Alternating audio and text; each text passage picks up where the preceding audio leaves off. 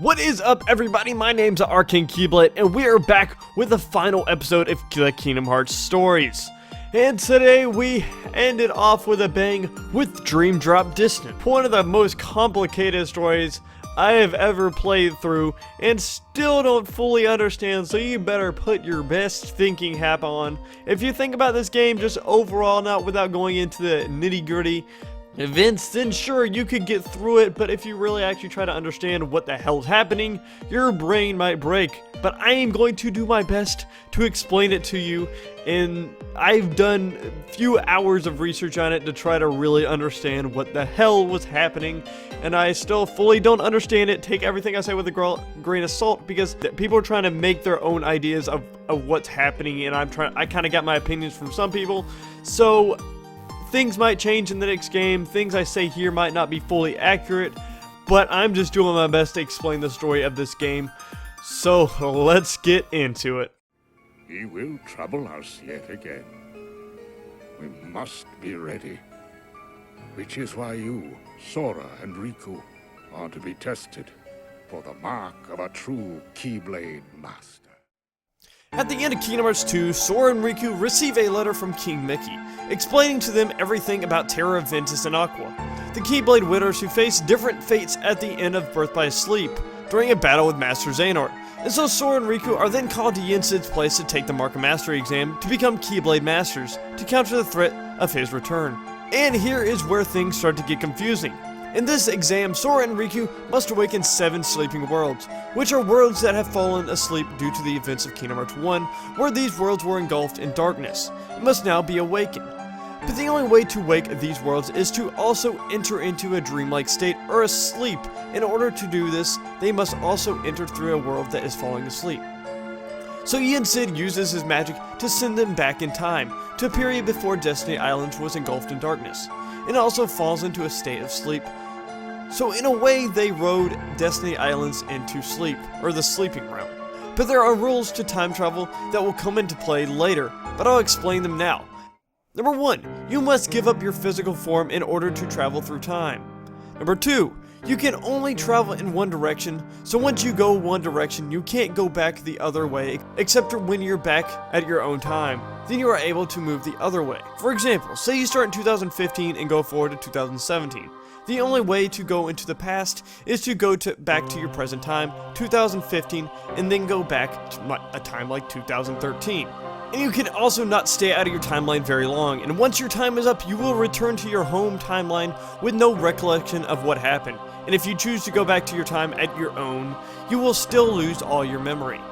Rule number 3, you cannot change history. Number 4, you must have another version of yourself be located at that set time in order to be sent back to that time. But the thing is, most of these rules were bypassed due to Yen Sid's magic, which sort of had the same effect that the door to Timeless River had that Merlin summoned in Kingdom Hearts 2, but Sora and Riku still needed to have another version of themselves at that time. Alright, now take a short breather and try to take that all in. You're gonna have to take this video very slow to pick up on a lot of things that I say.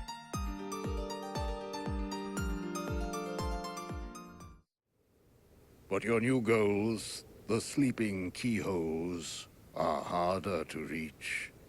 You'll recall in your first journey that you brought many worlds back from the darkness, but some never returned completely. So once they enter the sleeping realm, they travel to these 7 worlds and fight off creatures called Dream Eaters. Creatures born from the darkness that seek out the keyholes asleep, sort of like Heartless in Kingdom Hearts 1. Sora and Riku's task is to reawaken these sleeping worlds by unlocking these 7 sleeping keyholes, and then return to the realm of light.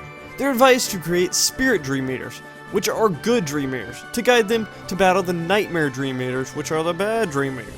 Yen Sid promises the 2 will attain new powers that will deem them the Keyblade Masters should they succeed.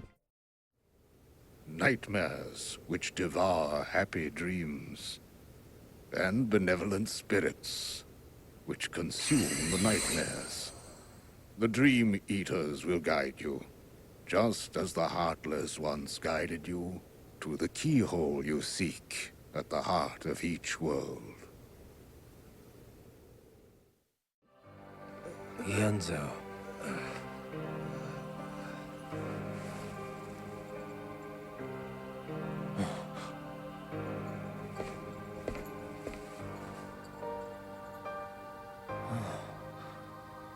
We are people again.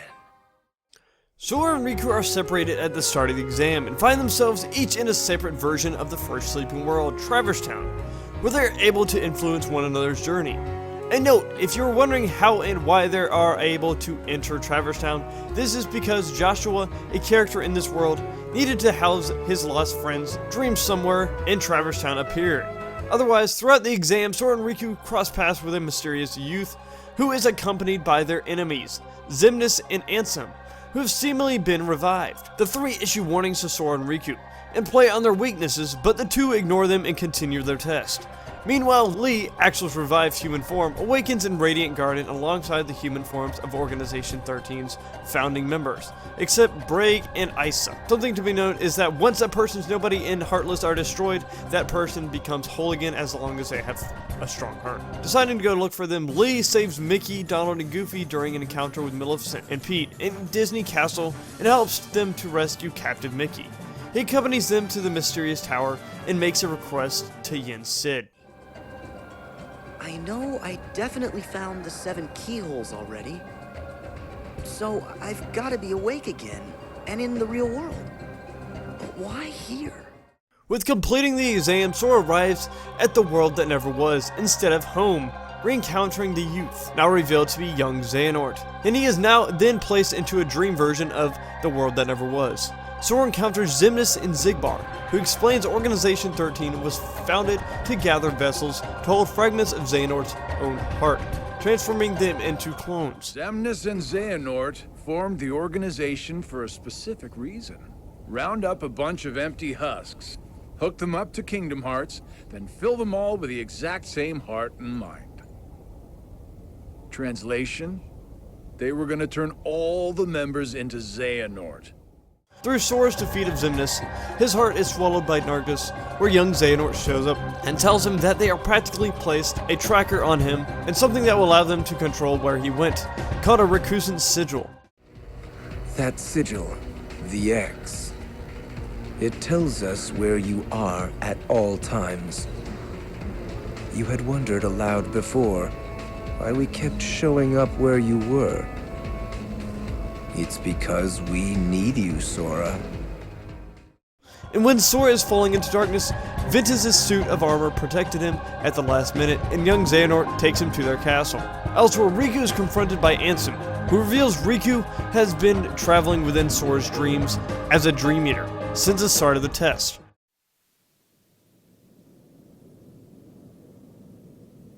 At the start of your test, when you struck out from that tiny island, you saw me there dressed in a robe. Immediately you knew something was wrong. So without even knowing it, you dove into Sora's dream. And you became exactly what that sigil on your back represents. A Dream Eater to protect Sora from nightmares. Me? I'm a Dream Eater? Correct. Riku then defeats Ansem and then enters the real world instead of the dream that he was just in. And from here, I'm going to go off to a different topic from where we are right now. At the beginning of the exam, Yen Sid took them back in time and put them in their younger forms, such as younger Sora and younger Riku. And once they entered the realm of sleep, they had these new outfits and were still their younger self. This is because Yen Sid changed their outfit and changed their form to their younger selves in order to apparently have them relearn the way of the Keyblade. Where they relearned it or learned it before, it was kind of sloppy. Now they can really learn how to use the Keyblade. And something that people brought up is why they didn't change back to their original form once they exited the dream world. This is because their change was because of Yen Sid's magic and not because of the realm of sleep. And the reason Riku kept his dream powers, or Dream Eater powers, was because of the fact that Sora is still asleep, and I guess that counted as him still having the powers because Sora was still technically asleep and having a dream. The only way that they would regain their original form is when Sora and Riku return to Yen Sid's castle and the magic wears off. End of the road, huh? I know I'm back in the real world, but I still have my Dream Eater powers, which means he still hasn't woken up. Where are you, Sora. To get back on topic, Riku then goes to the organization's castle and confronts young Xehanort, a time traveler who's been gathering every version of himself from history and bringing them to the world that never was. And for a more explanation of how he did all this, young Xehanort is able to do this since Ansem, Seeker of Darkness, who is technically a heart, goes back in time to young Xehanort and tells him of the future Xehanort's plan, and also transfers his power of time travel to young Xehanort, making him so young Xehanort doesn't have to leave his body in order to travel through time, which is sort of a loophole in this case. Mickey then shows up and uses Stopgott in the castle, which stops time, to help get Riku and Sora's body out of there. But young Xehanort is able to traverse the spell, and Riku then must fight him. And after defeating young Xehanort, the older Master Xehanort revives in his true form, which is still unknown why he is revived in this form and not in the Terranort form. He then declares his other selves and vessels as the members of the true Organization 13. Xehanort's plans to pit this 13 Seekers of Darkness against the 7 Guardians of Light to recreate the Keyblade, revealing that he has been using Maleficent this whole time to gather the 7 Princesses of Light and other things. Xehanort tries transferring part of his heart into Sora, his last needed vessel, but is stopped by the arrival of Lee, Donald, and Goofy. And the reason that Mickey and the rest are able to come here to the world that never was because when Sora and Riku entered the Sleeping Realm, time ceased to exist. And so when they were brought to the world that never was, they were back in the present, and so Mickey and them were able to enter here. Xehanort and his vessels then returned to their respective times once they were stopped by Lee, and Xehanort then assures their clash is due in time. But worry not. All of the pieces are destined to appear. Your 7 lights, just like my 13 darknesses, whose final clash will beget the prize I seek. The Keyblade!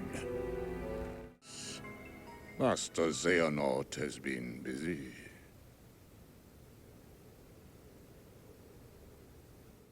Sora is then brought back to Yensid's tower, where Riku enters Sora's dream and releases his heart from Ventus's nightmare-possessed armor. Riku then arrives at a digital version of Destiny Islands, where he finds Roxas, Ventus, and Shion, who ask him some questions. Riku then comes across a copy of Ansem the Wise. Ansem assures that Sora is now awake, giving Riku the research data he had left in Sora's heart to help Sora save those connected to him. I felt that I ought to leave at least something behind. So I digitized myself and my research and hid them within Sora. Upon returning for braving the realm of sleep a second time to reawaken Sora, Riku is declared a Keyblade Master by Yensid, which Sora is not. This is just so awesome! Gee, Sora, you're kind of acting like it's you that passed. I told you Sora still needed some practice. Lee then reveals he has gained the power to wield a Keyblade, and he then wants to become a Keyblade Master himself. After this, Sora then goes back to Traverse Town, where he thanks his Dream Eater friends.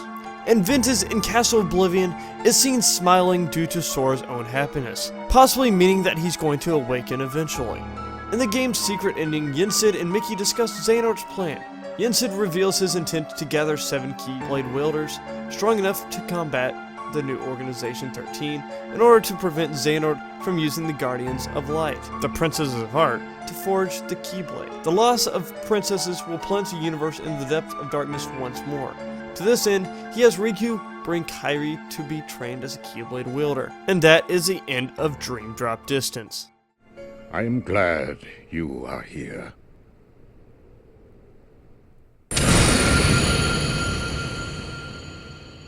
Well, I hope you got all of that. If not, you might want to watch it a few more times. But this is the last episode of the Kingdom Hearts Stories series, and I hope you all enjoyed. I enjoyed making them, and I hope I helped you understand the Kingdom Hearts series as much as I possibly could. If you have any questions about any of the stories of the games, then just leave them down in the comments, and I'll do my best to answer them. I can't promise anything, and I can't say that everything in Dream Drop Distance is 100% factual, but for the most part, that is the story of it.